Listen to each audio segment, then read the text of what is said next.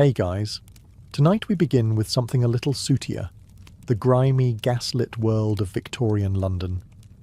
A city of grand ambition, industrial marvels, and soul-crushing poverty. This wasn't the London of Sherlock Holmes or Queen Victoria's palace garden parties. This was the London of fog, filth, and foul smells, a place where surviving the day was a small miracle.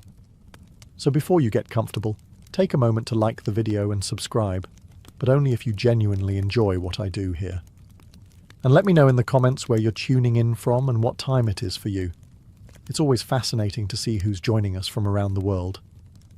Now dim the lights, maybe turn on a fan for that soft background hum, and let's ease into tonight's journey together. You open your eyes, and the first thing you see is your brother's foot. Inches from your face, grimy, and twitching slightly from some horrifying dream. Welcome to your one and only room. It's not a bedroom, it's not a living room, it's the room. And it's everything. You share it with 6 other souls, 1 bed, 2 chairs with questionable structural integrity, and a rat who's been around so long you're considering charging him rent. There's no wallpaper, just patches of wall where something used to be. The ceiling leaks when it rains, and even when it doesn't, it drips something that you've decided not to investigate. The fireplace is fake, the air is damp. The floor creaks like it's trying to warn you of your own mortality. You're wrapped in a thin wool blanket that hasn't been washed since the Crimean War, and the pillow under your head is made of straw, possibly mixed with someone's long-forgotten sock. There's no plumbing. That bucket in the corner? That's the toilet, bath, and emergency water source, depending on the time of day and level of desperation. You've learned to breathe through your mouth in the mornings. It helps. A bit. There's one window, if you can call it that. So covered in soot and fog, it mostly just lets in the sound of cartwheels, shouting vendors, and someone aggressively coughing 3 doors down. You try not to think about the fact that the window opens onto an alley where the butcher dumps his offcuts and your neighbour keeps his goat. Every morning begins with a family-wide shuffle. You dress under blankets to avoid the cold.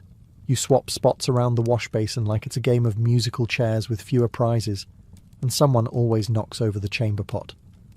And yet, somehow, this room is still home.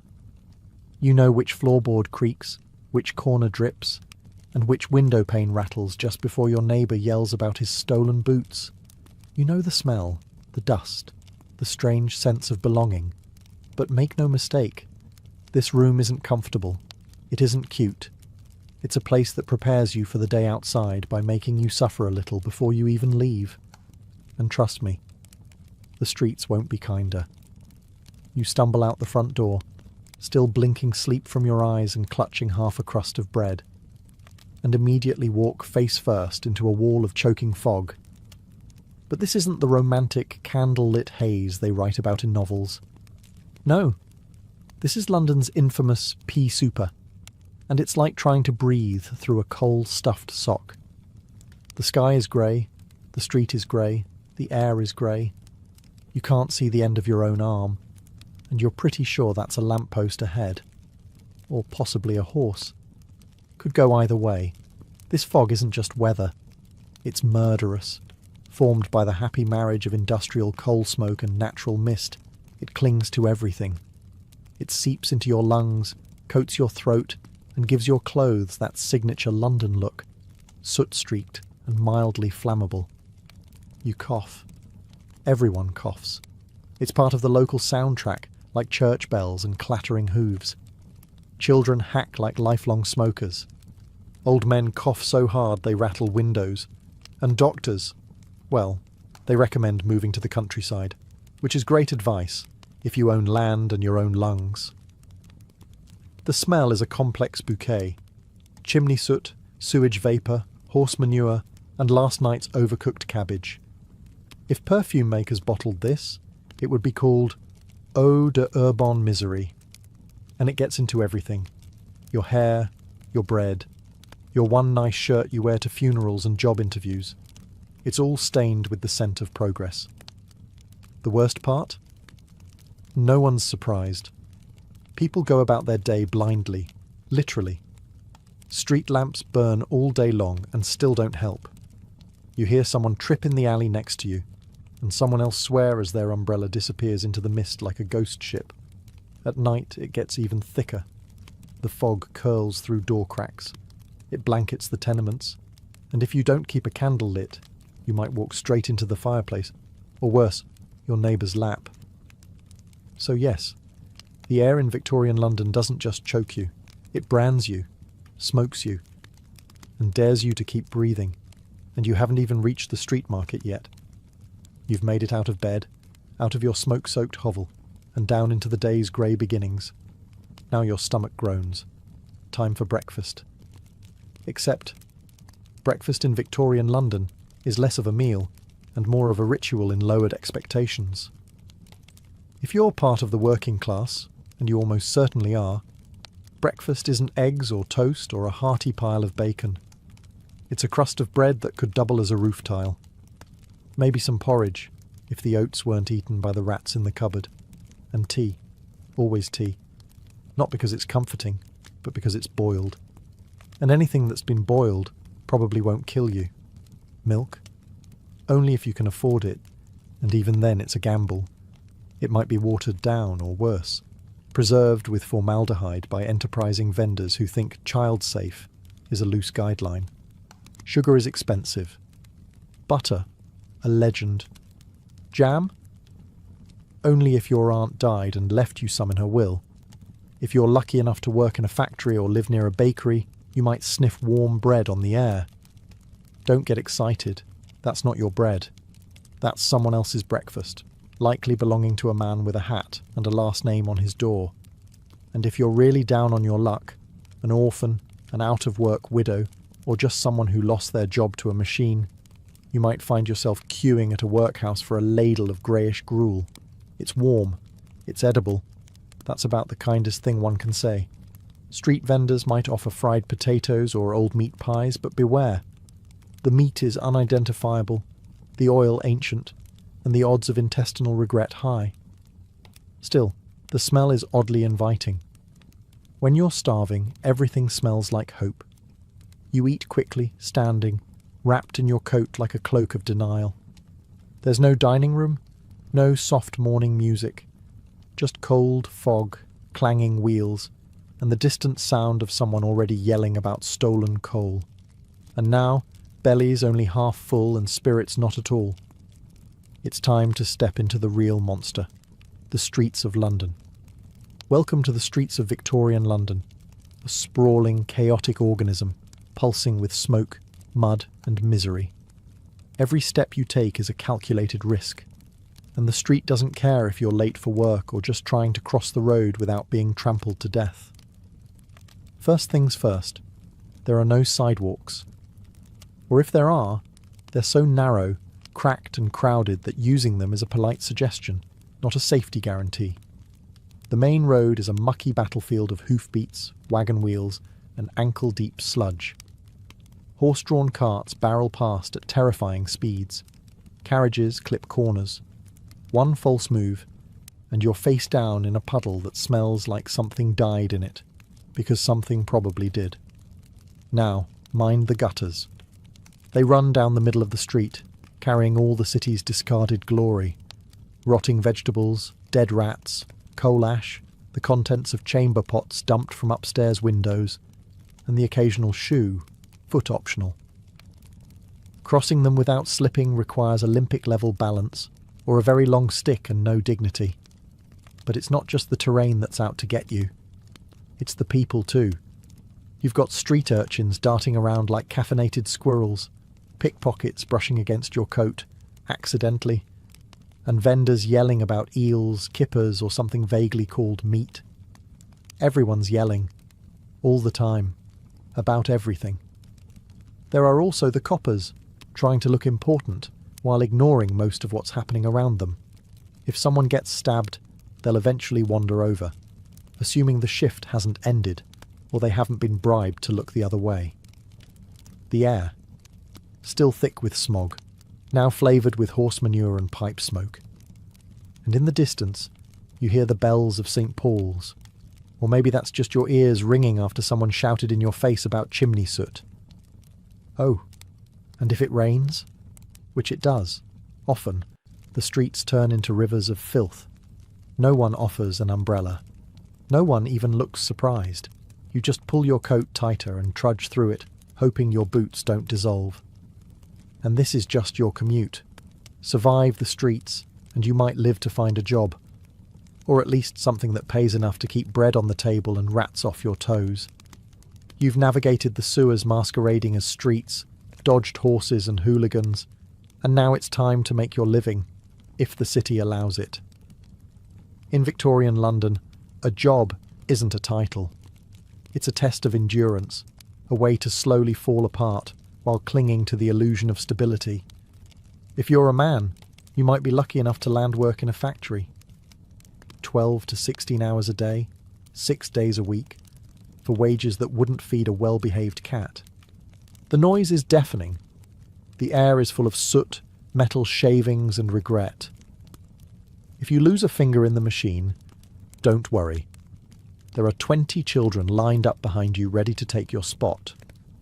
Don't fancy machinery. Try bricklaying, or hauling coal, or working in the docks where your back gives out by 30 and your teeth fall out by 40. If you live that long. Women. You're scrubbing floors, washing other people's laundry until your hands dissolve, sewing buttons until you forget what daylight looks like, all for pennies. And when those options run out, there's always the street. No sick leave, no safety, and no sympathy. Maybe you're a chimney sweep, or a mudlark, digging through the Thames at low tide, looking for scraps of rope, nails, or bones to sell. The smell is free. The dysentery? Also included. Or perhaps you've landed in a workhouse, that magical institution where the destitute are helped by being worked to the bone in exchange for food so bland it feels like a punishment. You're not here to thrive. You're here to not die too loudly. Jobs come and go. Illness doesn't. Injury means starvation. There's no workers' comp, no health insurance, and no HR department. Just a foreman yelling at you to lift faster, breathe quieter, and stop bleeding on the equipment. And heaven forbid you complain. There's always someone more desperate behind you, willing to work for even less. Competition is fierce, and compassion is scarce. So yes, you're employed, but don't get too excited. In Victorian London, a job doesn't pull you out of poverty. It just gives you something to do while you're in it. In Victorian London, childhood isn't a time of innocence. It's a short window before your back gives out and your lungs fill with soot. If you're small enough to fit inside a chimney, congratulations, you're considered employable. Forget toys and bedtime stories. By the time you're 5, you're already working. 6, if your parents are merciful. School is a luxury. Work is your future and your present. You might be a chimney sweep, crawling through narrow flues, scraping out soot while praying you don't get stuck. If you scream, they'll poke you with a stick. If you stop moving, they'll assume the worst and keep going. Or perhaps you're a match girl, dipping wooden sticks into white phosphorus that poisons your jawbone until it glows in the dark and eventually falls off. The pay? A few pence? The hazard? Bone death. A charming trade-off. Some children are mudlarks, scavenging through the toxic sludge of the Thames at low tide, looking for nails, rope, anything remotely sellable. You emerge soaked, freezing, and likely infected with something Victorian science hasn't even named yet. Others hawk newspapers on the street, shout about roasted chestnuts they can't afford, or run messages for pennies. You run fast, dodge traffic, and hope today isn't the day you're trampled by a horse or beaten for looking the wrong way at the wrong man. Factory work? That's the dream. Indoors. Steady hours. Just ignore the amputations. Children clean under whirring machines, often while they're still running. You learn fast, or you lose a hand. No safety gear, no days off, no sympathy. Just sweat, noise, and an ever-present adult barking orders. And if you're an orphan, the world doesn't owe you anything. Workhouses, the street, or worse. Some are sold into service. Others vanish, absorbed into the fog, a footnote in someone else's story. In the eyes of Victorian industry, children are cheap, obedient, and disposable. Childhood isn't stolen, it's simply never offered. And yet somehow, they survive. They play with scraps, sing songs in alleys, and laugh. Between shifts, between coughs. Because they have to. Because in London even children are expected to carry the weight of empire on their tiny, soot-covered shoulders. If you thought surviving Victorian London was hard as a man, try doing it as a woman. You work. All the time. And no, you don't get applause or medals. You get calluses, exhaustion, and a society that expects you to smile while your spine collapses. If you're unmarried, you might be a domestic servant. That means scrubbing floors from dawn till dusk, hauling buckets of coal, blacking the hearth, ironing until your arms ache, and never sitting down unless someone tells you to. You eat last, you sleep in the attic, and if the master gets handsy, well, you should feel grateful, apparently. Married? That's not better. It's double duty. You clean your own home, likely a single filthy room, raise children, usually several, cook, with nothing, sew, everything, and manage the entire household budget with 3 shillings and a prayer. And then maybe you take in laundry from richer households, boiling, scrubbing, wringing, repeating, just to buy bread. Some women become seamstresses, stitching shirts in poorly lit corners for 14 hours a day. It pays pennies. It ruins your eyesight. And if your fingers bleed on the fabric, you lose the job. And then there's the match factories, where white phosphorus eats through your jaw, quite literally. You start with a toothache and end with a rotting face. Management says it's your fault for chewing gum, when none of that pays enough, or when you're widowed, orphaned, or just unlucky. The street becomes the only option. Sex work is legal, unofficially ignored, and socially condemned. You might make enough for food and rent, or you might get arrested, attacked, or worse. Protection? Only if you count wool gloves and luck. Women in Victorian London are expected to be quiet, clean, obedient, and always busy. You're the moral centre of the home, even if the home has no floorboards, no heat, and no future. There are no rights, no maternity leave, no safety net. Just other women, sometimes kind, sometimes cruel, trying to survive the same nightmare. But somehow they do. With grim determination, whispered jokes, and backs bent by centuries of unpaid labour. And still, they find time to comfort their children and sweep the doorstep, because someone has to. You might have dodged the horses, survived the soot, and even landed a job. But in Victorian London, you can't dodge disease. It's everywhere, lurking in the water, the walls, the air, and quite possibly in the meat pie you ate for lunch. Illness doesn't knock. It sits beside you on the tram, sleeps beside you in your tenement, and sneaks into your lungs while you wait in line for bread. Let's start with the basics. Tuberculosis, or consumption, as they called it, because it slowly consumes your lungs, your body, and your will to live. The cough is deep, constant, and comes with blood. Everyone knows someone who has it. Most people just keep working until they drop. Then there's cholera, which arrives through your drinking water like a particularly cruel surprise. One minute you feel fine, the next you're vomiting, dehydrated, and desperately trying not to soil yourself in public. It spreads fast. Whole streets go silent. The local pump is chained up too late. By then the damage is done. Typhoid, scarlet fever, diphtheria, all regular visitors. Each has its own personality, but they all share one thing in common. They hit the poor the hardest. If you can't afford a doctor, and you can't, you're left with herbal remedies, homemade poultices, or the magical healing properties of hope. Of course, there's always laudanum, a beloved mixture of alcohol and opium sold over the counter. You've got a fever? Take laudanum. Cramps? Laudanum. Grieving the death of your 8th child? Double dose. You'll still die, but you'll die very relaxed. And what about the doctors? Well, they mean well.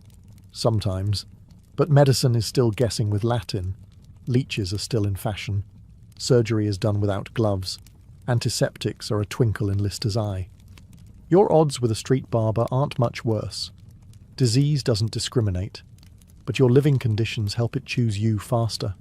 No sanitation, no ventilation, 10 people to a room. It's a perfect breeding ground for microbes, misery and mould. In Victorian London, if something doesn't kill you fast, it will kill you slowly. And if you're somehow still upright, time to refill your water. You're sweating through your soot-stained shirt, your lips are dry, and your throat feels like it's been sandpapered by coal dust. Time for a drink? Sure. But in Victorian London, water isn't your friend. It's a loaded pistol with a porcelain handle. Let's start with the Thames, the lifeblood of the city. It's also the toilet, the industrial dump, the animal graveyard, and, just for good measure, the city's main drinking water source. Imagine a stew of rotting vegetables, chemical runoff, dead dogs, human waste, and expired fish, flowing right past Westminster. Now pour a cup and say cheers. Don't worry, the water company says it's filtered. That means it's passed through a mesh of gravel, wishful thinking, and possibly someone's old boot. If you live in a working-class neighbourhood, your tap might come from a public pump down the street, which you share with 200 neighbours and 3 nearby factories. And the worst part? You might not even know it's deadly, until it's too late. Cholera loves bad water. So does typhoid. They swim freely through the pipes like microscopic sharks. Whole families are taken out within days. A shared bucket, a misused chamber pot, a splash from the wrong pump, and your headline material, if you're lucky. Bathing? Now that's adorable. Most people don't have bathtubs. If you're middle class, you might share one with the family once a week. If you're poor, it's a tin tub in the kitchen once a month, if that. And that same water might double as laundry rinse, dishwater, or a place to soak your aching feet.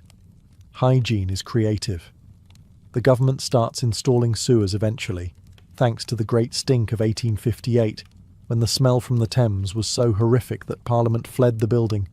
It took stench to make change.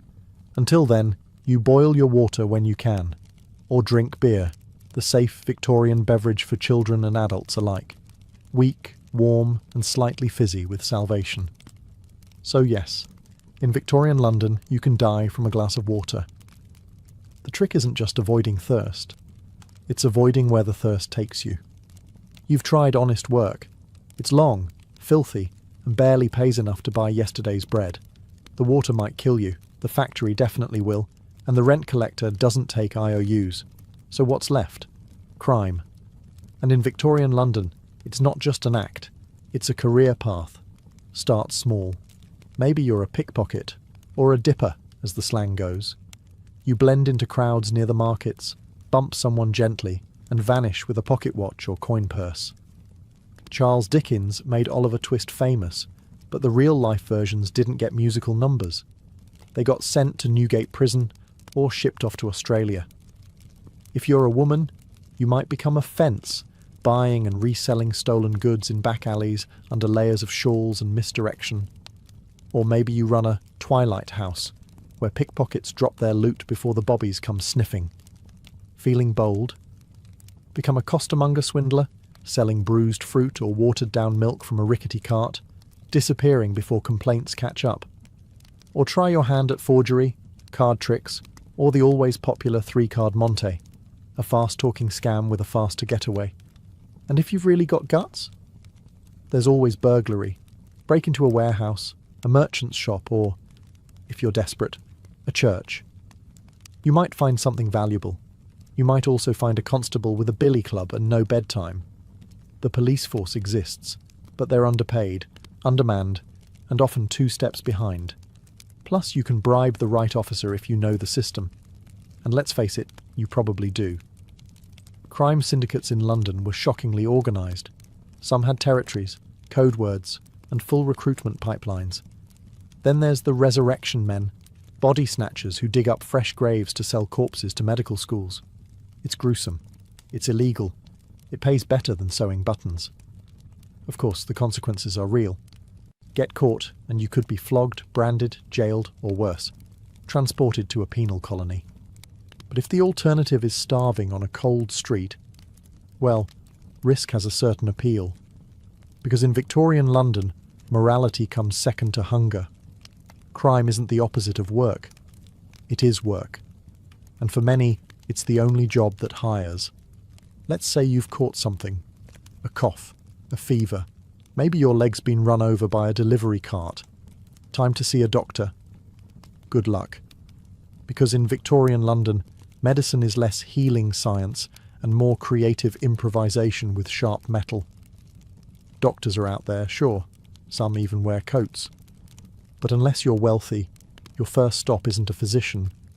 It's a chemist, where the cure for every ailment is a small bottle of laudanum, opium in liquid form, ideal for anything from a sore throat to existential dread.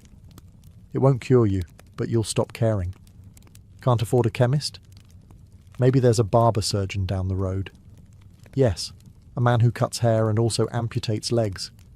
If your wound is infected, he'll saw it off. No anaesthesia, no antiseptic, just a stick to bite and a bucket to scream into. And don't even think about hospitals. They're overcrowded, poorly ventilated, and smell like old bandages and lost hope. The instruments aren't sterilised. Surgeons wipe their hands on aprons between patients. Germ theory exists, but many still think disease is caused by bad air and moral failure. If you survive the treatment, infection may finish the job. A splinter can become a death sentence. A toothache? That's 2 days from sepsis. And childbirth? Well, women go in with pain and come out with a baby or a gravestone. Sometimes both. Medical textbooks are filled with confidence and wrong guesses. You might be prescribed bleeding, mustard plasters, or a mild electrocution to stimulate the humours. They balance the body by draining it, mostly of blood, money, and hope. There are a few progressive doctors with new ideas. Cleanliness, hand washing, maybe even antiseptics. But they're usually mocked by their peers. After all, how dare anyone imply that a gentleman doctor's hands carry germs? So what do most people do when sick? They wait. They sip herbal tea. They light a candle and lie very still. Because every treatment carries a risk, and recovery often feels more accidental than intentional. You don't go to the doctor to get better. You go because you've run out of other options. And sometimes, just sometimes, you come back out alive. The sun sets, the gas lamps flicker to life, and the fog thickens like a shroud. You might think the city calms down at night, but this is Victorian London. When the light fades, the real dangers come out. Forget cosy firesides and quiet evenings. The streets belong to shadows, and they're not empty. The gaslight barely cuts through the mist. Everything is a silhouette, a hunched figure in the alley, a cloaked shape behind a lamppost, footsteps that echo one beat too many. If you're out alone, you're either lost or you've run out of better options. The police patrol in pairs, swinging their truncheons and trying to look menacing. But even the constables know certain alleys are best left alone. Criminals own the night, and most wear shoes softer than a copper's boots. Robbers, cutthroats, and pickpockets thrive after dark. And if your route takes you through Whitechapel or Limehouse, you hold your breath and walk faster.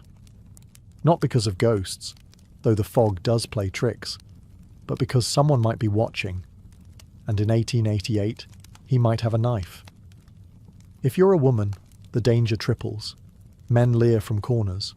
Offers are whispered. Some follow. Others don't bother whispering. The darkness hides everything. Faces, screams, and sometimes bodies. Even if you stay indoors, you're not always safe. Tenement buildings creak and groan. Rats scratch behind walls. Arguments erupt 2 floors down and end with breaking glass or breaking bones. Sometimes someone vanishes, and no one asks why. And let's not forget the fires. Chimneys spark, stoves tip, a knocked-over oil lamp ignites a sleeping mat. No smoke alarms, no fire brigade that arrives in minutes. just neighbours shouting and throwing buckets into a blaze they can't control. If you must venture out, you carry a candle or a lantern and hope the flame doesn't blow out in the wind. Or worse, draw attention. Because in Victorian London, night isn't rest, it's risk. The poor don't sleep peacefully. They sleep light, one eye open, one ear tuned to the creak of stairs. And for many, morning is just something to survive to. The morning arrives, or at least you assume it does. Because in Victorian London, light isn't so much seen as guessed at through the thick, suffocating smog. It rolls in like a living thing, a grey, greasy mist made of coal smoke, fog, chimney ash, and the weary sighs of 1,000 overworked boilers. It wraps around buildings, slinks into cracks, and settles in your lungs like a squatter who refuses to leave. You cough, again. You never really stopped. The smog irritates your throat, clings to your skin, and makes your eyelashes feel sticky. Everyone coughs. It's part of the daily soundtrack, along with the church bells, the clip-clop of hooves, and someone yelling about turnips. You wipe the windows. The cloth comes away black. You wash your hands. The water turns grey. Your clothes, no matter how often they're scrubbed, always smell faintly of smoke and despair. Even your curtains are stained with soot. They hang heavy and stiff, like they've seen too much. You think about opening the window. Then you remember what's outside. More smoke, more filth, and the smell of 12 chimney fires fighting for dominance. The worst of it? This is normal. Londoners live in a permanent twilight. The sun is a rumour. People squint to read. Children grow pale. Plants on windowsills die of asphyxiation. And don't even think about drying laundry outside unless you enjoy wearing soot-stained shirts with a hint of arsenic. During the infamous Great Smogs, the air becomes so dense that you can't see your own feet. People get lost walking home. Omnibuses crash. Boats collide on the Thames. In 1873, one fog lasted for 5 straight days and left over 270 people dead. The city barely noticed. The poor, of course, get it worse. Their fires burn cheap, dirty coal. Their walls are thin. Their lungs weaker. Children wheeze through winter like old dogs. If you reach adulthood without bronchitis, consumption, or mysterious blackened phlegm, you're a miracle. And yet, you go on. You light the stove. You step outside. You pretend not to taste the air. Because in Victorian London, the smog never ends. It just waits for you. You'd be forgiven for thinking Victorian London was all soot, sickness, and screaming. And mostly, you'd be right. But even in the dirtiest corners, under the weight of poverty and fog, something human still flickers. Because kindness, oddly enough, survives here too, though you often have to squint to see it. You might spot it in the shared loaf of bread passed quietly between neighbours, when one family runs out before payday, or in the woman who gives her last halfpenny to a barefoot child with bloodied feet. There's no reward, just a nod, and maybe a smile, rare and precious. Even in the darkest places, the tenements, the alleys, the workhouses, people look out for each other. Not always, not perfectly, but often enough to prove that the city hasn't broken them completely. A mother shares her hot brick on a freezing night. A chimney sweep helps a new boy not get stuck on his first climb. A dying man gives his boots to someone who still has the strength to work. These aren't grand gestures. They're small, quiet, but they matter more than gold in a place where hope is a rationed luxury. The pubs help too. They're loud, smelly, overcrowded, and absolutely essential. It's where people gather to sing, to joke, to drink away their bruises and their sorrow. You might not afford meat, but you can share a laugh over watery ale. Even the street performers, the penny dreadful sellers, the blind fiddler at the corner, they all form a kind of patchwork comfort, reminders that not everything in the city is out to hurt you. Kindness here isn't naive. It's practical. It's born of shared suffering. Because when the system forgets you, when the rich pretend you don't exist, your only safety net is each other. And so, despite everything, the filth, the fever, the fog, people still love, still marry, still raise children, still hope. Because if you can find kindness in the gutter, a warm hand in the cold, a crust of bread, a half-hummed lullaby, then maybe the city hasn't won. Not yet.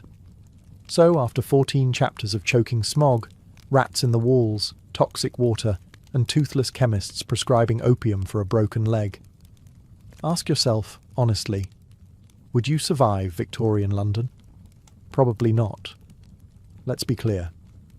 This wasn't a city built for comfort. It was built on coal, sweat, and the crushed spines of the working poor. Every day was a battle. Against hunger, against disease, against landlords, factory foremen, constables, and the constant creeping sense that the world had forgotten you. Modern luxuries, soap, antibiotics, light switches, didn't exist. There were no social safety nets, no universal health care, no days off. Just another fog-choked morning where your goal was simple. Don't die before supper. You'd miss things, like toilets, toothpaste, tap water that doesn't try to kill you. You'd wonder why everyone stares at you for brushing your teeth or asking about vegetables. You'd miss showers. Oh, you'd miss showers so much. And yet, people did survive.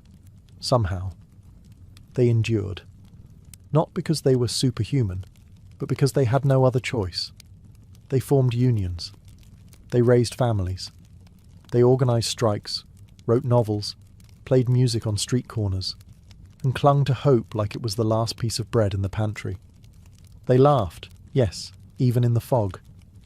They found love in crowded slums, sang lullabies over screaming children, and danced in pubs after 16-hour shifts. They weren't just victims. They were tough, resilient, and painfully human. You probably wouldn't last a day, and that's not an insult. It's a reminder. The people who did. They carried the weight of an empire on their backs, often barefoot, often hungry, and almost always ignored.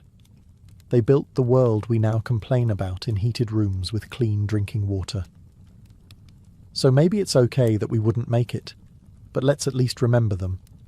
Not as soot-covered statistics, but as people who survived the impossible every single day. Gorgo was born into a city that didn't just break the rules, it redefined them. Sparta, unlike the rest of Greece, wasn't known for golden temples or philosophical debates. It was known for warriors. And Gorgo? She was born right at the top of that brutal food chain. The daughter of King Cleomenes I, one of the two ruling kings of Sparta. From the moment she took her first breath, Gorgo's life was already political. She wasn't some ornament to be married off for alliances. In Sparta, women could own land, speak in public, and be educated, a fact that shocked other Greeks. And Gorgo wasn't just any Spartan woman. As the king's only child, she was expected to observe, learn, and one day wield influence in a world dominated by hoplite shields and sharp spears. As a young girl, she likely witnessed royal councils where matters of war and diplomacy were debated with blunt urgency, and she paid attention. Her father Cleomenes wasn't the most stable ruler. In fact, some thought he was completely mad by the end. But he left Gorgo with an early understanding of how dangerous politics could be, and how sharp the knife edge of power truly was. There's a famous story. When she was only about 8 or 9 years old, a foreign ambassador tried to bribe her father to support the Persian Empire. While the adults whispered, young Gorgo stepped forward and boldly warned her father, "Father, you had better leave, or this stranger will corrupt you." That wasn't just precocious, it was fearless. Her father listened, and the man was thrown out of Sparta. The lesson? Gorgo had teeth, and people learned early not to underestimate them. So before she was even of marriageable age, Gorgo was already showing signs of political brilliance and steel-edged judgment. She wasn't just royalty by blood, she was royalty by behaviour. And in a society that admired discipline, clarity, and brutal honesty, Gorgo thrived. Her destiny was already in motion. Not as a passive queen in a gilded palace, but as a Spartan lioness ready to guard her people, and, if needed, speak louder than the kings themselves. Gorgo's marriage to King Leonidas was not a tale of courtly romance or opulent weddings. This was Sparta, where practicality reigned and weakness was despised. Leonidas wasn't just any Spartan man. He was a warrior through and through, known more for his silence and scars than for charm or poetry. But Gorgo was not looking for poetry. She was looking for power and a partner. By marrying Leonidas, she became queen. But unlike queens elsewhere in Greece, Gorgo didn't fade into the background. There were no secluded women's quarters for her, no endless weaving by candlelight. Spartan queens were expected to speak, to advise, to stand beside their kings as intellectual equals. And Leonidas knew exactly who he had married. Gorgo was clever, fiercely loyal to Sparta, and utterly unafraid to speak her mind, even to him. Their partnership was built on mutual respect. In the famously terse style of their people, they likely spoke few words, but every word counted. Gorgo, raised in the fire of politics since childhood, likely advised Leonidas on diplomatic tensions, Persian threats, and internal Spartan rivalries. While other Greek women were hidden from public life, Gorgo helped shape Spartan policy from within the palace walls and beyond. One of her most legendary moments came during the build-up to the Persian invasion. As tensions with Xerxes grew, Leonidas prepared to march north with his small army of 300 Spartans. Before he left, Gorgo, now a seasoned political mind, wasn't overcome with tears or begging. Instead, she offered him just 6 chilling words. "Come back with your shield," or on it. That wasn't just a farewell. That was an order. It was the ultimate Spartan command, reminding her husband that death in honour was preferable to life in shame. If he couldn't win, he was to die standing. And Leonidas did. At Thermopylae, he and his 300 fell to the last man, buying precious time for Greece to rally. His death would echo through history, but Gorgo's words would echo louder. She didn't just send her husband off to die. She helped forge the myth of Thermopylae itself. While Leonidas died a hero, Gorgo lived to protect the legacy, and perhaps to shape the empire his sacrifice tried to save. After Leonidas's death at Thermopylae, many queens would have slipped quietly into mourning, perhaps disappearing from the public eye. Not Gorgo. In fact, her influence only grew stronger. She had become more than just a widow. She was now the living symbol of Spartan resilience. And while statues were built for the fallen, Gorgo became a living reminder of why they fought in the first place. With Leonidas gone, Sparta was vulnerable, not just militarily, but politically. The war with Persia still raged, alliances were fragile, and tensions ran high across the Greek world. In this chaos, Gorgo acted as both guardian and strategist. Though we don't have detailed records of her day-to-day political maneuvers, several ancient sources, including Herodotus, make it clear. When matters of diplomacy or internal threat arose, Gorgo was consulted. She wasn't just included, she was trusted. One story tells of a hidden message sent to the Spartans on a wooden tablet. The text had been scraped away and replaced with wax to disguise its contents, a warning about Persia's coming invasion. The men of the Spartan court were baffled, but Gorgo, calmly assessing the strange tablet, instructed them to scrape off the wax. Beneath it, the original message revealed the dire news. Gorgo had solved a diplomatic riddle that could have cost Sparta everything. Her insight likely saved thousands of lives. But Gorgo's genius wasn't just in puzzles. She understood the fragile web of alliances that held the Greek city-states together, and the threat that Persian gold posed to it. While Athens and other cities were notoriously vulnerable to bribes, Gorgo's sharp warning from childhood still applied. Beware of gifts that reek of corruption. She encouraged a stance of uncompromising honour, even when it was politically risky. And the Spartans listened.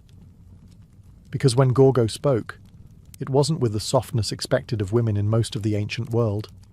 It was with the precision of a soldier, and the clarity of a strategist.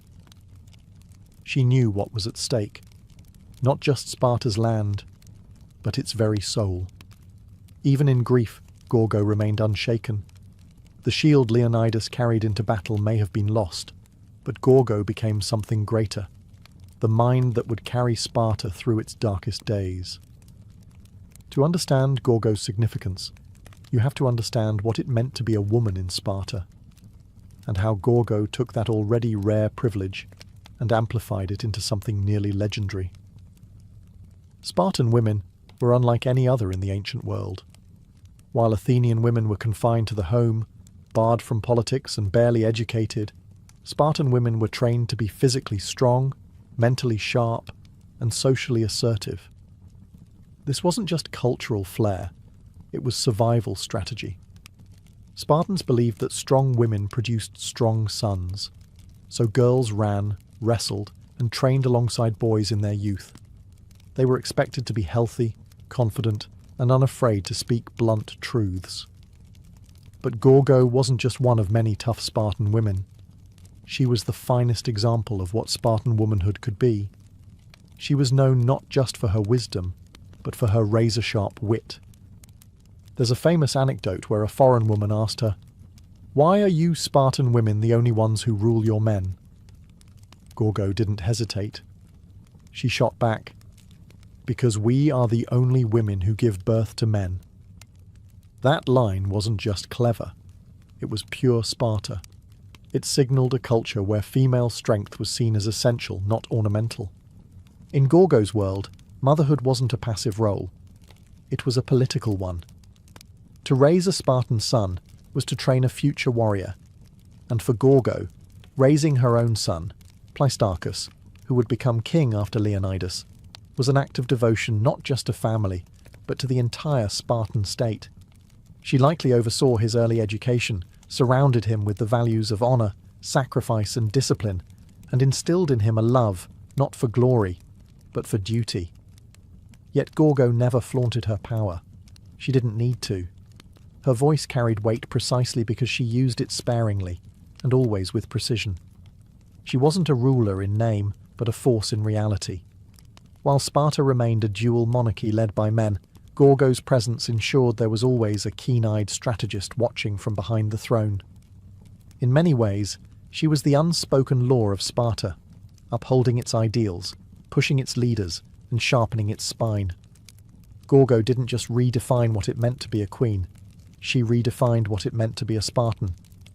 The death of Leonidas at Thermopylae was a seismic moment, not just emotionally but politically. He had become a martyr for all of Greece, a symbol of resistance against Persian tyranny. But Sparta could not afford to weep for long. War was still raging, and the decisions made in the months that followed would determine the fate of the entire Greek world. And while Gorgo held no official rank, her influence didn't vanish with her husband's body. With her son, Pleistarchus, still a minor, a regency had to be established. While historical records don't list Gorgo as a formal regent, we can be sure she had a role in guiding his education and shaping the political decisions made in his name. This wasn't a time for grieving mothers. This was a time for cold calculation. The Persian threat was still looming, and Greece was deeply divided. Athens wanted to fight on sea, Sparta on land. Unity was fragile. It was likely during this critical period that Gorgo became something of an unofficial advisor to the Spartan Gerousia, the Council of Elders. She understood both Persian cunning and Greek pride, and more importantly, she understood how to balance Spartan honor with practical survival. Sparta could not afford to be reckless, nor could it afford to look weak. Gorgo had seen what unchecked ambition did to her father Cleomenes, and she had learned how to walk the tightrope of power. She would have been present as Sparta debated its next steps, whether to march north again, whether to commit troops to the naval battle of Salamis, or whether to defend the Peloponnesus and let the rest of Greece fend for itself. These were not easy decisions, and they were being made by men who had just lost their king in a blaze of glory. Gorgo's presence, rational, emotionally controlled, and deeply patriotic, may have been the anchor Sparta needed. There is no record of her giving orders, but there didn't need to be. Spartan queens led through example, not decree. Her mere survival, her unshaken presence, was itself a kind of leadership. In a city obsessed with honor, Gorgo had already proven that she could carry the shield. And now, without Leonidas, she carried the memory of his sacrifice into every political decision that followed. As the war against Persia raged and the years passed, Gorgo's role subtly shifted, from queen consort to queen mother, from political influencer to guardian of legacy. Yet she was never a relic of a past era. Gorgo remained a living embodiment of Spartan ideals, a presence so formidable that even without a crown or battlefield, she still commanded attention. Her son, Pleistarchus, eventually took the throne, but he was not the kind of king his father had been. Quiet, less known, and largely absent from military glory, Pleistarchus ruled in the long shadow cast by Leonidas. And behind him, still watching, was Gorgo, the woman who had raised him, shaped him, and ensured he understood what it meant to carry the blood of a hero. But what made Gorgo exceptional wasn't just her connection to two kings. It was her mind, her reputation, and the rare fact that she appears by name in multiple ancient sources, something extremely uncommon for women in classical history. Herodotus, the so-called father of history, mentions her more than once, praising her intelligence and recounting her ability to solve riddles and navigate political threats. In a world where women were often nameless shadows, Gorgo stood out, not as a myth or a lover or a tragic figure, but as a mind to be reckoned with. She was, in many ways, the embodiment of what Sparta wanted to believe about itself. A society where even women were strong, wise, and ready to defend their homeland at any cost. Gorgo didn't need to fight with a spear. She fought with words, with counsel, with unwavering resolve. Her contributions weren't made on dusty battlefields, but in war councils and private conversations, in raising a king and keeping a nation emotionally intact during its darkest hours. Even centuries later, her name remains one of the few ancient Spartan women preserved by history. Not because she was a queen, but because she was impossible to forget. In an age when the achievements of women were easily erased, Gorgo's intellect, sharp tongue, and political bravery left a mark too deep to wash away. She didn't inherit greatness. She carved her own version of it. And Sparta, brutal and uncompromising as it was, loved her for it. Sparta prized few things: silence, strength, and discipline. But Gorgo managed to make her voice one of its sharpest weapons. She didn't speak often, but when she did, her words were remembered for centuries. She was living proof that in a culture where words were precious, the right ones could echo louder than shields clashing in battle. Gorgo was a master of Spartan wit, a form of verbal warfare all its own. She didn't use metaphors or flowery speeches. She used the truth, delivered like a knife to the heart of pretense. One of her most quoted responses came when a foreign woman asked, "Why are Spartan women the only ones who rule their men?" Gorgo's reply was legendary. "Because we are the only women who give birth to men." The line wasn't just a jab, it was a manifesto. In 6 words, she summarized the entire Spartan worldview and female empowerment the way only a Spartan could, with blunt, blistering pride. She used language like a general uses tactics. When she exposed the bribe attempt to her father as a child, she didn't stammer or plead.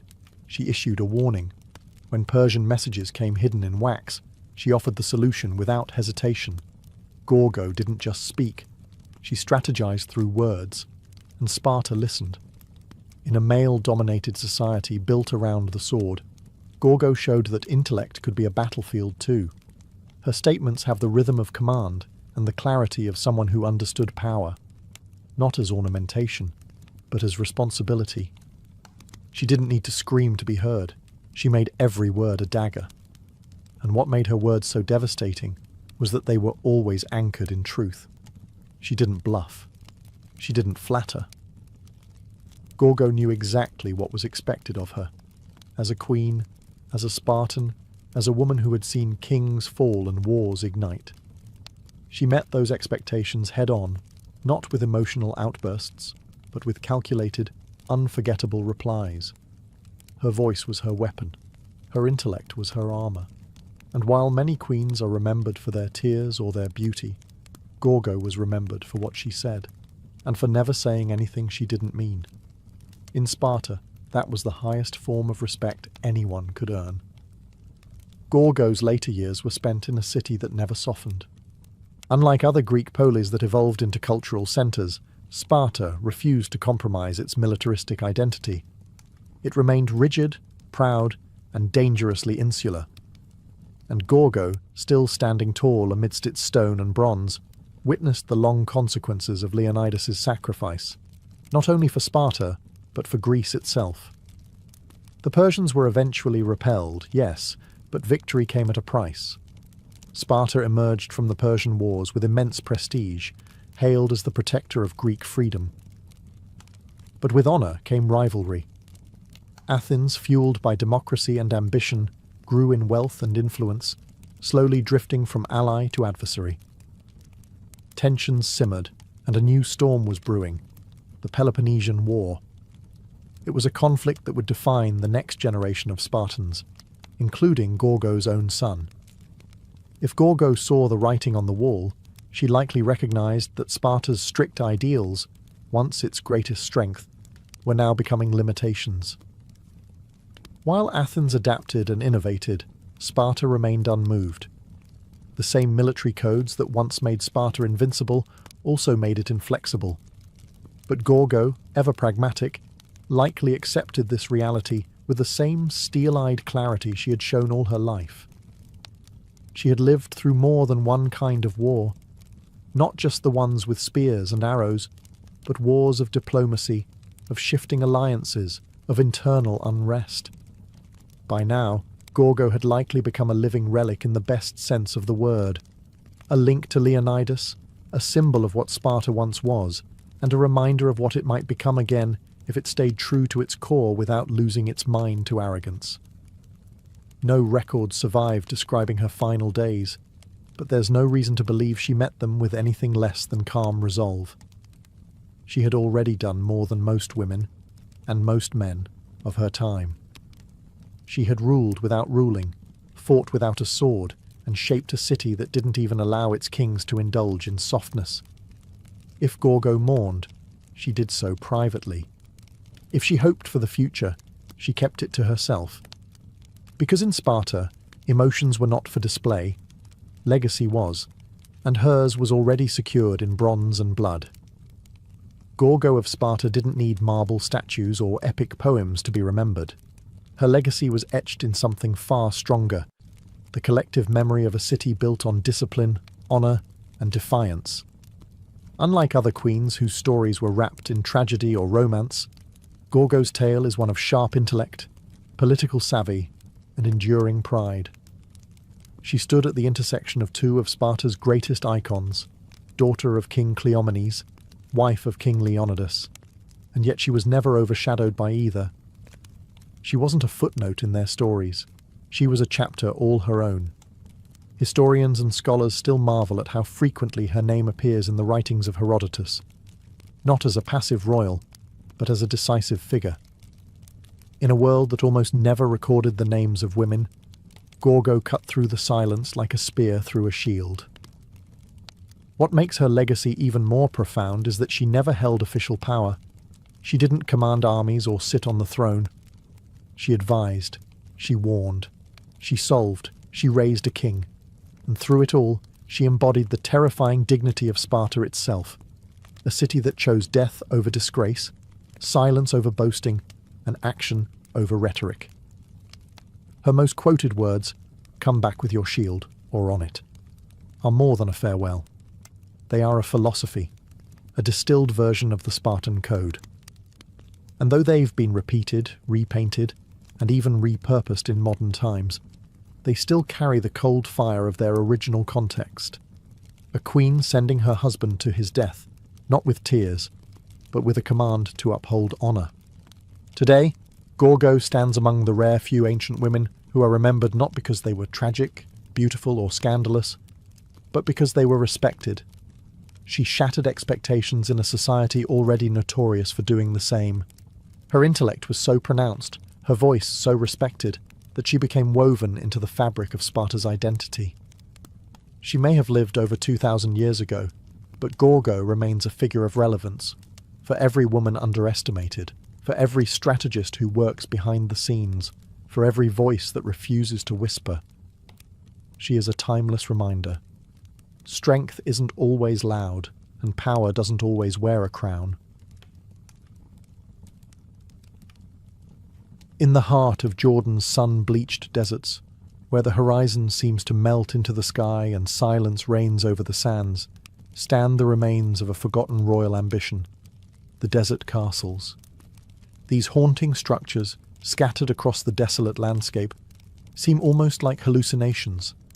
Grand facades rising out of the emptiness, complete with domed roofs, decorated arches, and faint traces of long-faded frescoes.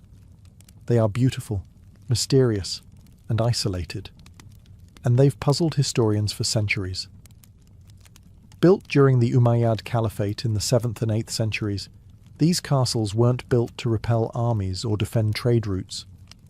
They weren't fortresses in the traditional sense. Instead, they were luxurious retreats, seasonal residences, pleasure palaces, and hunting lodges for the Umayyad elite.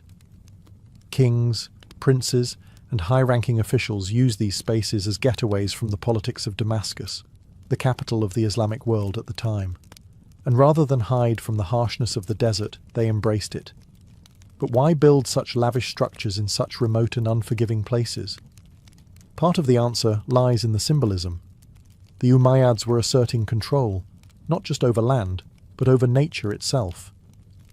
By erecting these palaces in the desert, they were sending a message. Even in the harshest conditions, their power, culture, and sophistication would flourish. These buildings were monuments to Umayyad authority, artistry, and confidence. There's also a practical layer. Many of the desert castles were built near seasonal water sources or ancient trade routes, allowing them to serve as way stations or administrative hubs.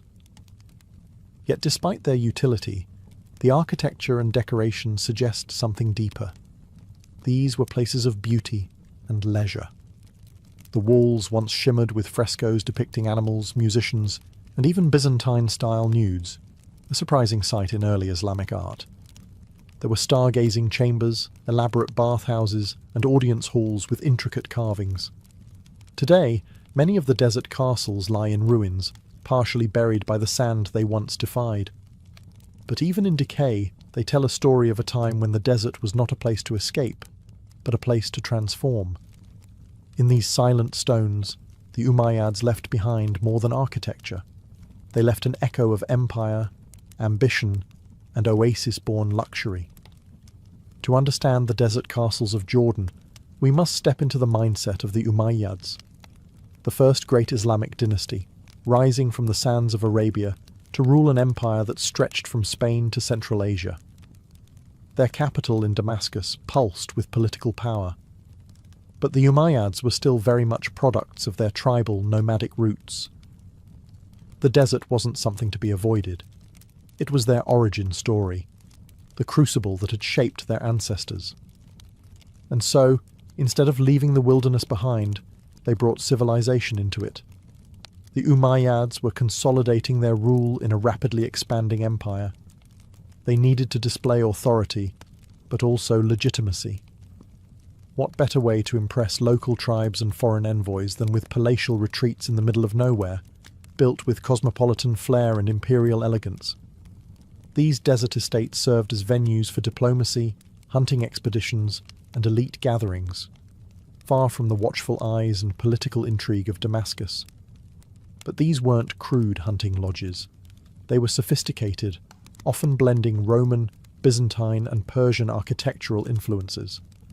The Umayyads had inherited the architectural vocabulary of the lands they conquered, and they weren't afraid to mix styles. Some of the castles featured mosaics of grapevines, fountains framed with Corinthian columns, and frescoes filled with mythical creatures. This eclectic blend of East and West sent a clear message. The Umayyads were not just desert warlords. They were heirs to a broader, multi-civilizational legacy. In places like Qasr al-Mashatta, you can still see intricate stonework adorning the outer walls, with floral and geometric designs that suggest a fusion of Islamic restraint and Greco-Roman exuberance. At Qusayr Amra, frescoes depict bathing scenes, musicians, and even a painting of the Six Kings, an image showing rulers from Byzantium, Persia, and Ethiopia paying tribute to the Umayyads. It was visual propaganda carved in pigment and plaster. These castles weren't just about comfort, they were about image. The Umayyads understood that power needed a stage. In these desert theatres, far from the noise of the capital, they performed dominance, luxury, and cultural sophistication. They used the emptiness of the desert like a canvas, and on it they painted a vision of empire that was both ancient and utterly new. Among all the desert castles, none captivates the imagination quite like Qusayr Amra. Located deep in the Jordanian desert, it looks modest from the outside, a squat structure of dusty stone, half buried in the vast stillness of its surroundings. But step inside, and you enter a different world. Walls alive with images, colours that defy the harshness outside, and frescoes that whisper secrets from 13 centuries ago. Built in the early 8th century, Qusayr Amra is thought to have been commissioned by Caliph al-Walid Fais or one of his princes. It served as a pleasure palace and bathhouse, part spa, part political retreat, part cultural statement. The building features a domed audience hall, several bathing rooms, and a vaulted ceiling painted with the constellations, an Umayyad observatory hidden in the desert. But it's the frescoes that make Qusayr Amra extraordinary. Covering nearly every surface, they depict a world far removed from modern assumptions about early Islamic art. There are images of dancing women, wine drinking, musicians strumming lutes, hunting scenes, and even Greek mythological figures like Hercules. The ceiling of one room shows the zodiac and personifications of the planets. Another wall features the Six Kings fresco, a powerful piece of propaganda showing rulers from distant lands seemingly bowing to the Umayyads, reinforcing the idea that the desert, too, was part of their dominion. This bold use of figural art has sparked debate for decades. Islamic art is often associated with aniconism, the avoidance of human and animal figures, but Qusayr Amra proves the early Islamic world was far more complex. The Umayyads weren't just building religious spaces. They were creating secular ones, where luxury, astronomy, and power could mingle in visual celebration. And yet, time has taken its toll. Many frescoes are faded, their colours dulled by centuries of wind and heat. But restoration efforts have helped preserve their haunting beauty. Today, Qusayr Amra is a UNESCO World Heritage Site, a rare glimpse into the Umayyads' intimate, hedonistic, and politically charged vision of rulership. In the middle of a dry, empty plain, Qusayr Amra still whispers of courtly songs, hot baths, and starry ceilings. It is not just a building, it is a desert dream, painted in defiance of time. Qasr al-Qarana rises like a mirage from the desert plains east of Amman, a massive, symmetrical box of limestone and precision. From a distance, it looks like a military stronghold. Thick walls, narrow slits resembling arrow loops, and no visible entrance from 3 sides. But here's the twist. Qasr al-Qarana isn't a fortress. At least, not in the traditional sense. Its secrets lie not in warfare, but in its puzzling design and uncertain purpose. Built around the early 8th century, this desert structure is one of the best preserved Umayyad castles, yet scholars remain divided over what it actually was. Despite its fortress-like appearance, there are no real defences, no battlements, no water source, and no evidence of a standing garrison. The narrow slits may have let in light, but they wouldn't have stopped attackers. So why the armoured disguise? The prevailing theory is that Qasr al-Qarana served as a caravanserai, a roadside inn for traders, travellers, and diplomats crossing the desert. Its 60 or so rooms, arranged over 2 floors around a central courtyard, could easily accommodate guests, servants, and animals. It may have also functioned as a meeting point for tribal leaders, a space for the Umayyad administration to exert influence over the Bedouin tribes who controlled the routes of the desert. Inside, the structure reveals more subtle sophistication. There are vaulted ceilings, decorative niches, and even traces of plasterwork. The second floor features rooms that may have been used for gatherings or negotiations, private enough to conduct business, but grand enough to impress. Some of the graffiti etched into the walls suggest literate guests from diverse regions, offering clues to its wide usage. Qasr al-Kharana feels like a riddle, built to look like a fortress, but behaving like a salon. Its very ambiguity may have been intentional. In a time of expanding borders and political uncertainty, appearances mattered. The structure signalled strength, stability, and hospitality, all at once. Today, visitors can walk through its echoing corridors, peer out through the narrow windows, and imagine what deals, arguments, and alliances once echoed within. It is a castle of shadows and subtlety, more diplomatic chessboard than battlefield. In the emptiness of the Jordanian desert, Qasr al-Kharana stands not as a monument to war, but as a stage for politics and pageantry. Qasr al-Mashata may be ruined today, but even in its fragmented state it dazzles with ambition. Located just south of Amman, this Umayyad palace was never fully completed, yet its unfinished bones still whisper of imperial dreams. Among all the desert castles, Qasr al-Mashata is perhaps the most architecturally elaborate, and its surviving facade is one of the finest examples of early Islamic stonework in existence.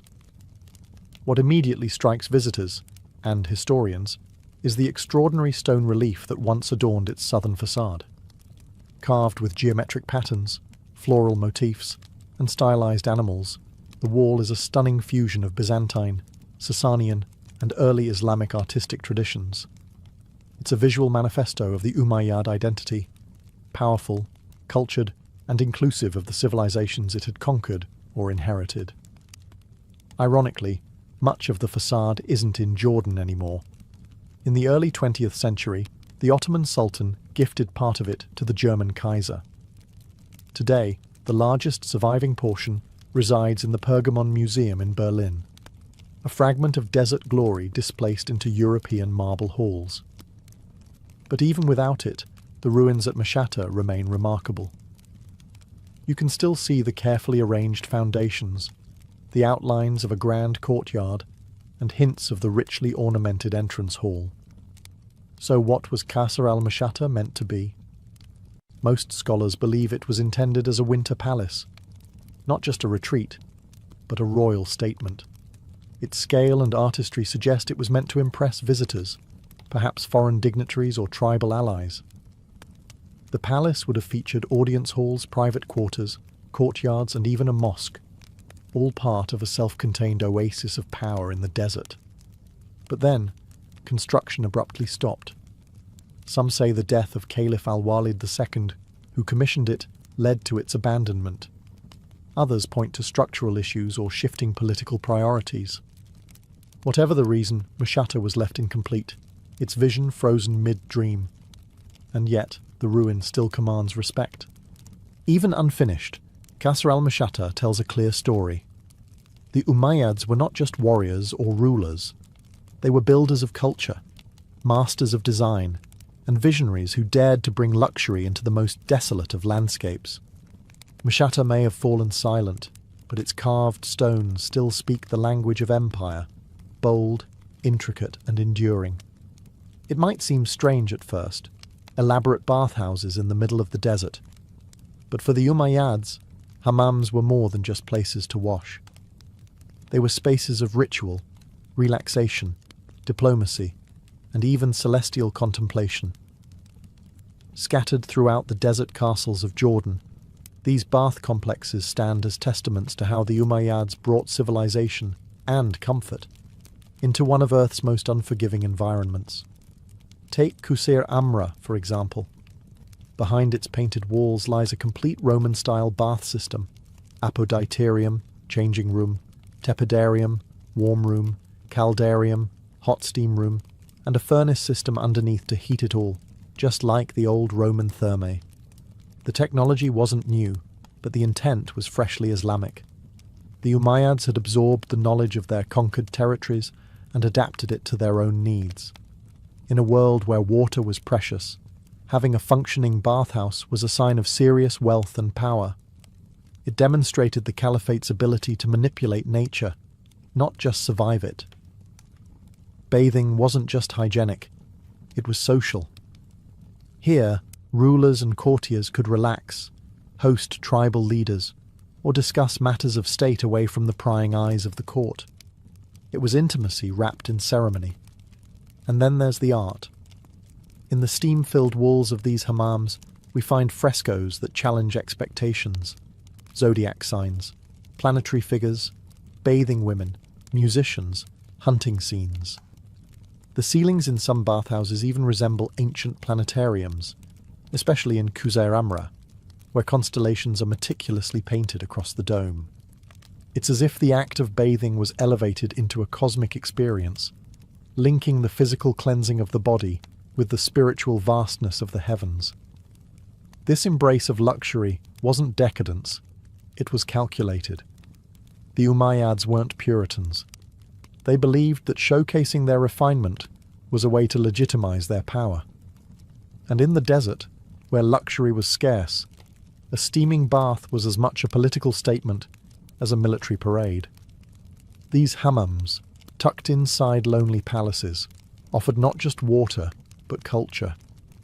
Places where sand gave way to steam, and where the stars above were mirrored in painted ceilings below. They remind us that even in exile from the capital, the Umayyads lived not with austerity, but with elegance and intention. One of the most mesmerizing and overlooked aspects of Jordan's desert castles is how many of them seem designed not just for comfort or politics, but for the stars. In a time before telescopes and apps, the night sky was both map and mystery. The Umayyads, inheritors of Greco-Roman science and Persian cosmology, looked to the heavens with both spiritual reverence and intellectual curiosity. And they brought that fascination into the architecture of their desert retreats. In Qusair Amra, for example, the bathhouse dome is painted with an astrological sky. The zodiac signs, constellations, and celestial symbols circle the ceiling in a rich blend of science and art. This is not decoration for decoration's sake. It reflects a deep understanding of astronomy, likely inherited from the scholars and scribes of the Byzantine and Persian empires. The Umayyads weren't just warriors, they were cultural sponges, absorbing the best of what the ancient world had to offer. The presence of these celestial themes may have had multiple layers of meaning. On one hand, they signalled the caliphate's knowledge and sophistication. On the other, they echoed a more mystical relationship with the cosmos, the belief that power on earth was mirrored in the stars. Aligning one's rule with celestial order wasn't just good politics, it was divine symbolism. In the quiet of the desert, far from the lights of the cities, the night sky would have been overwhelming, black velvet lit with thousands of stars. The desert castles, with their open courtyards and domed chambers, were ideal observatories. Whether for calculating calendars, navigating the desert, or engaging in more esoteric practices, these sites were perfect for skywatching. The combination of isolation, silence, and celestial awe must have created a setting that was as spiritual as it was scientific. It's worth remembering that early Islam was not at odds with science. In fact, the Umayyad era helped lay the groundwork for what would later become the Islamic golden age of astronomy. These castles, built in the middle of nowhere, were part of that intellectual lineage, not just places to bathe or rule, but to contemplate the heavens. In stone and pigment, the Umayyads carved their place between earth and sky, desert kings with their eyes on the stars. One of the most enduring mysteries surrounding the desert castles of Jordan is their sheer remoteness. Why would the Umayyads build lavish palaces, richly decorated bathhouses, and star-studded observatories so far from any major city or settlement? The answer lies not just in geography, but in psychology, politics, and performance. First, there's the practical. The early Umayyads were still rooted in their nomadic, tribal past. For them, the desert was not an obstacle, it was home. The open landscape offered familiarity, privacy, and freedom. Building in the desert allowed the caliphs and their princes to retreat from the constant pressure of court life in Damascus and reconnect with their roots. These weren't outposts, they were sanctuaries. But the isolation also served a deeper purpose: symbolic domination. Constructing monumental architecture in the middle of an arid wasteland was an intentional act of power. It demonstrated that even the most barren, inhospitable lands could be tamed and transformed by the will of the caliph. These castles sent a message: that Umayyad authority extended beyond cities and farms into the very heart of nature's emptiness. Remote placement also ensured secrecy and exclusivity. These castles were where sensitive negotiations could unfold, where tribal leaders could be wooed with gifts and luxury far from the rumours and rivalries of urban politics. The solitude created space for diplomacy, indulgence, and experimentation, whether that meant engaging with foreign customs or enjoying figural art forbidden in stricter religious settings. Additionally, the locations were often more strategic than they appeared. Some castles sat near seasonal trade routes or vital water sources. Others acted as administrative checkpoints, keeping tabs on Bedouin tribes or serving as resting points for messengers and caravans. Their locations may have looked remote on a map, but in the political topography of the early Islamic Empire, they were well-placed chess pieces. And finally, there's the aesthetic. The vast emptiness of the desert served as a backdrop that amplified the majesty of the structures themselves. The contrast between barren land and intricate stonework made these castles feel like miracles, man-made oases of culture and elegance standing in proud defiance of nature. Their remoteness wasn't a flaw, it was the point. Each desert castle was a quiet roar, declaring that refinement, rule, and beauty could bloom even where nothing else dared to grow. The desert castles of Jordan may no longer echo with the footsteps of caliphs, diplomats, or stargazers, but they endure, quiet relics of an empire that dared to inscribe its grandeur into emptiness. And today, they serve a different purpose. They are windows into a vanished world, drawing in scholars, tourists, and dreamers who walk their sand-swept halls in search of forgotten stories. Modern Jordan has embraced these sites not only as historical treasures, but as symbols of cultural resilience. Castles like Qusayr Amra, Qasr al-Kharana, and Qasr al-Mashata are now protected heritage sites, with Qusayr Amra proudly wearing its UNESCO World Heritage Site status.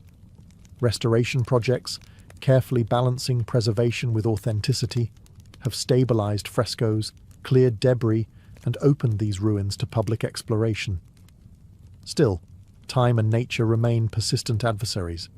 The harsh desert climate, intense sun, dry winds, and sand erosion continue to threaten the delicate artwork and structures. Conservationists face the daunting task of protecting sites that were never meant to last over 1,000 years, let alone face modern tourism and climate challenges. But the effort persists, driven by a sense that these ruins hold not just artistic or architectural value, but spiritual and cultural insight. For modern visitors, these castles provoke wonder and questions. How could such beauty exist in such isolation? What does it say about the nature of power, art, and survival? Walking through Qusayr Amra's painted chambers, or gazing through the narrow windows of Qasr al-Kharana, one is struck not by decay, but by the persistence of memory. And in a broader sense, the desert castles remind us that the early Islamic world was far more diverse, creative, and open than often portrayed. These structures challenge assumptions about art in Islam, about luxury in the desert, about the boundaries between East and West. They reveal a dynasty that was at once rooted in tradition and hungry for innovation. Today, The castles stand alone again, surrounded by silence and stone. But they are no longer forgotten. They speak, not with shouts, but with whispers, about a civilization that saw the desert not as a void, but as a stage. And against all odds, their story still travels across the sands, echoing into the modern world.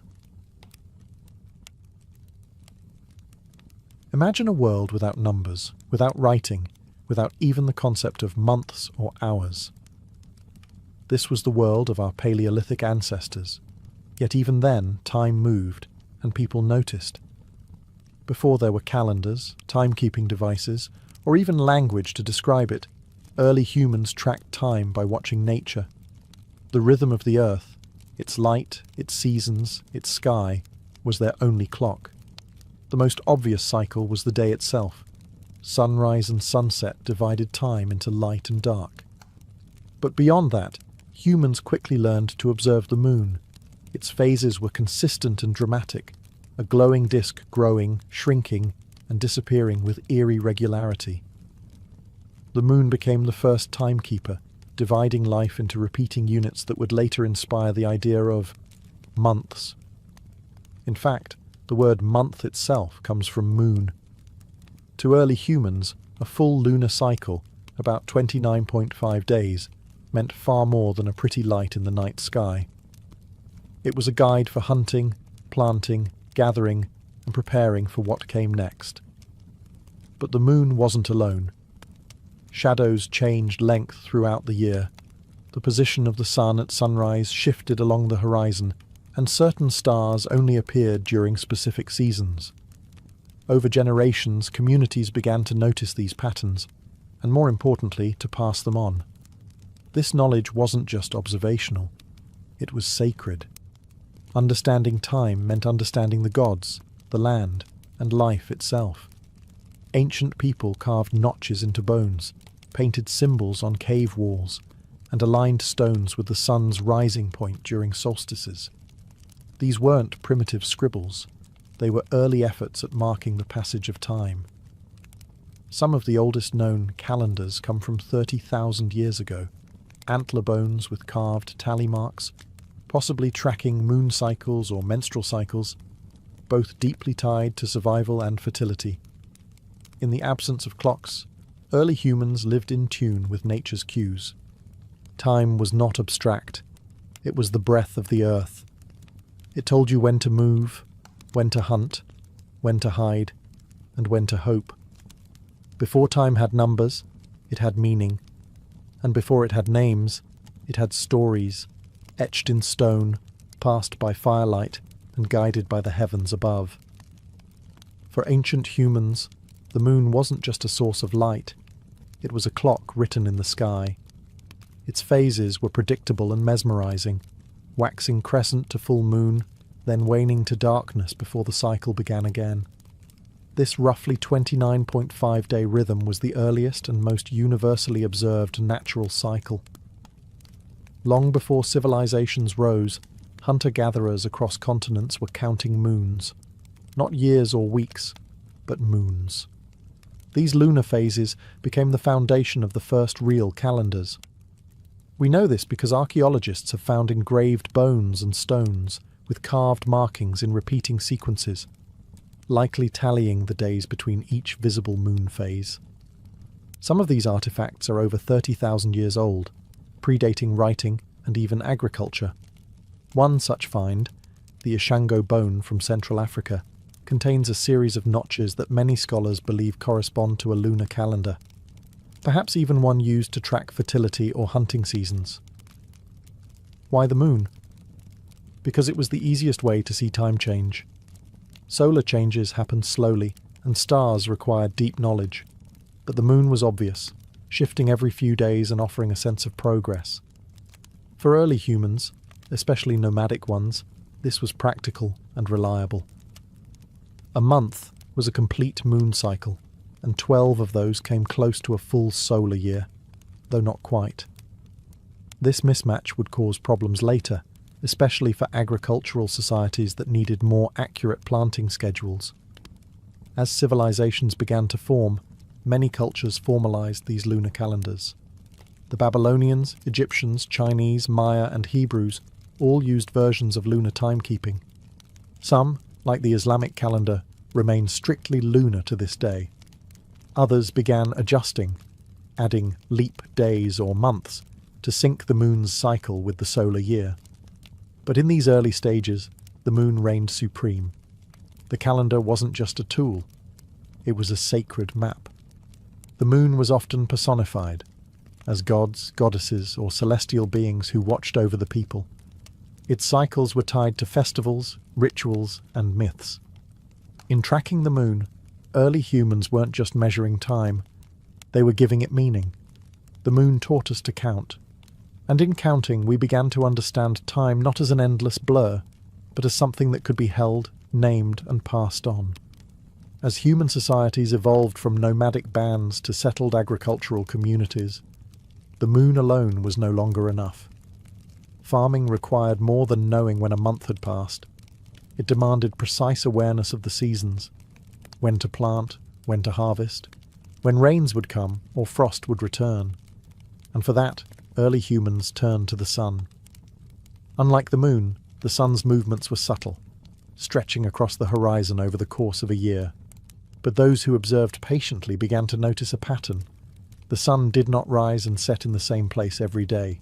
At certain times of year, what we now call the solstices and equinoxes, the sun reached key turning points. These became cosmic anchors, marking the longest and shortest days, and the times when day and night balanced perfectly. Ancient people began to build solar calendars, not with ink, but with stone. The most famous example is Stonehenge in England. Though its exact purpose remains debated, its alignment with the summer and winter solstices is unmistakable. On those days, the sun rises or sets perfectly in line with specific stones. In a world without clocks, this was breathtaking precision. Similar alignments appear across the globe, in the Nabta Playa stone circle in Egypt's desert, in Chaco Canyon in North America, and in the temples of Machu Picchu. These weren't random.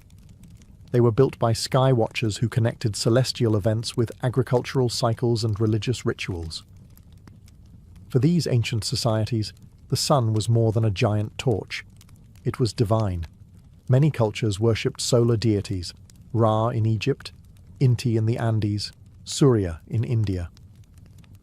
The return of the sun after the longest night was often cause for celebration, symbolizing rebirth and continuity. These festivals, aligned with solar events, eventually formed the backbone of early religious calendars. Tracking the sun required patience, architecture, and spiritual vision. It meant observing not just 1 month at a time, but a full solar year, mapping the sky, recording the horizon, and marking time with permanence. Where the moon gave us motion, the sun gave us structure. Through stones and shadows, humans began to bind the heavens to the earth. And in doing so, time was no longer just a cycle. It became a calendar, carved into the land, aligned with the stars, and wrapped in the sacred. For early civilizations, tracking time wasn't just about agriculture or seasons. It was a spiritual act. Time itself was sacred, a divine rhythm flowing from the heavens into daily life. Each moment had meaning. Each season carried cosmic weight. Calendars weren't simply charts, they were instruments of ritual, designed to align human behavior with the will of the gods. In ancient Mesopotamia, priests climbed ziggurats not just to be closer to the sky, but to observe the stars and planets. These observations weren't purely scientific. They were acts of devotion. The Babylonians divided time with stunning accuracy. A 7-day week, a 360-day year, and even a base 60 number system that still influences how we measure minutes and degrees. But this wasn't about efficiency. It was about order. By measuring time, they were mirroring the divine structure of the universe. Egyptians took it even further. Their calendar, one of the most advanced in the ancient world, was tied closely to the Nile and the rising of Sirius, the brightest star in the sky. When Sirius reappeared at dawn, it signaled the flooding of the Nile, a life-giving event. That celestial moment, marked the start of the Egyptian New Year, a celebration tied to fertility, rebirth, and the favour of the gods. Across the ocean, the Maya developed one of the most intricate calendar systems ever devised, combining lunar cycles, solar years, planetary motions, and sacred numbers into an interlocking series of time counts. Their Tzolk'in calendar tracked a 260-day spiritual cycle, while the Hab tracked the 365-day solar year. Time for the Maya was not linear. It was cyclical, divine, and deeply bound to prophecy and ritual. Every moment had a spirit. Every date had a destiny. Festivals, sacrifices, coronations, and even wars were timed to coincide with celestial rhythms. Kings were crowned not just when politically convenient, but when the stars aligned.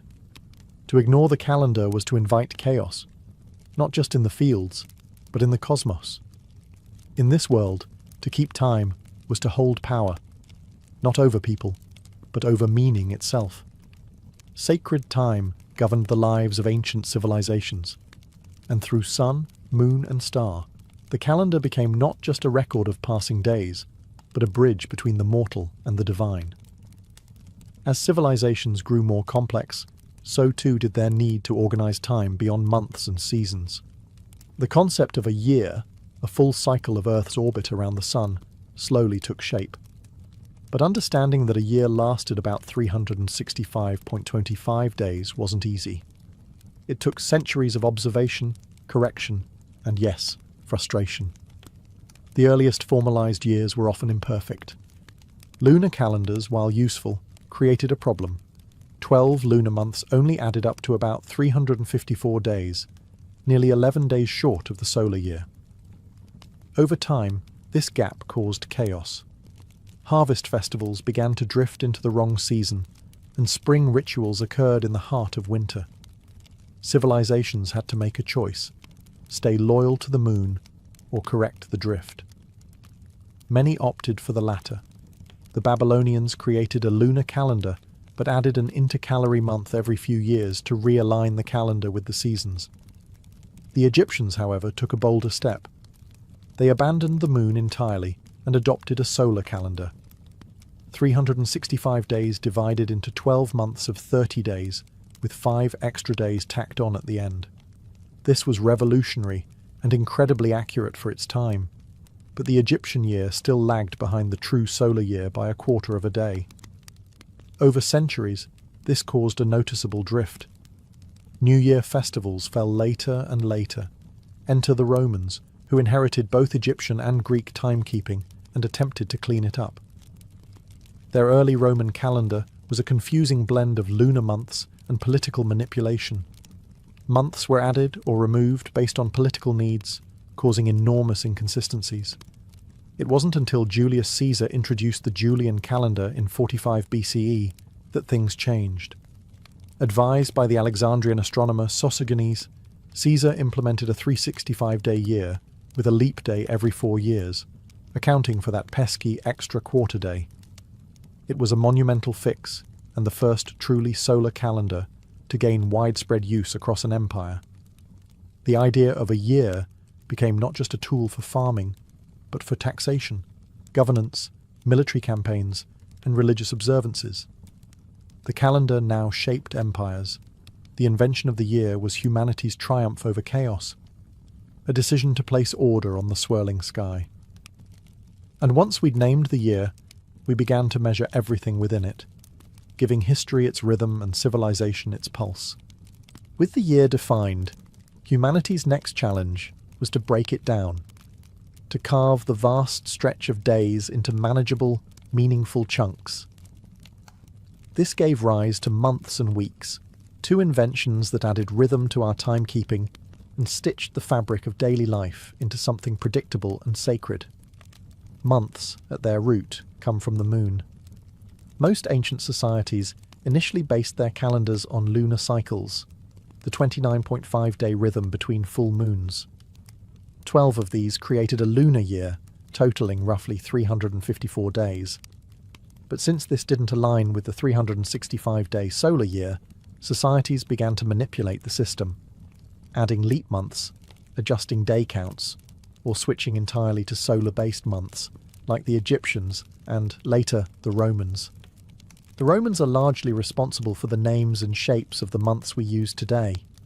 Their early calendar started in March, and months were named after gods, like Martius for Mars, numbers, September for 7, and later emperors, July for Julius Caesar, August for Augustus.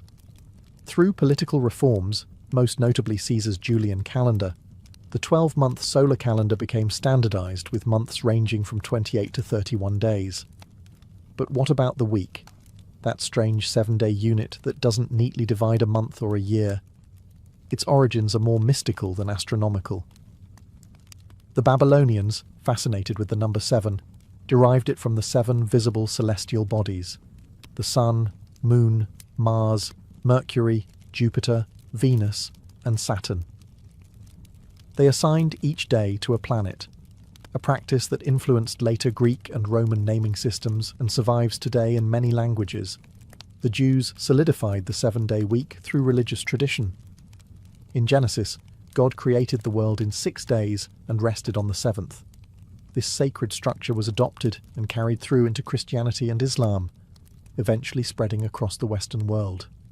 By the time the Romans adopted it in the 1st century CE, the 7-day week had become a fixture, not because it was logical, but because it was meaningful.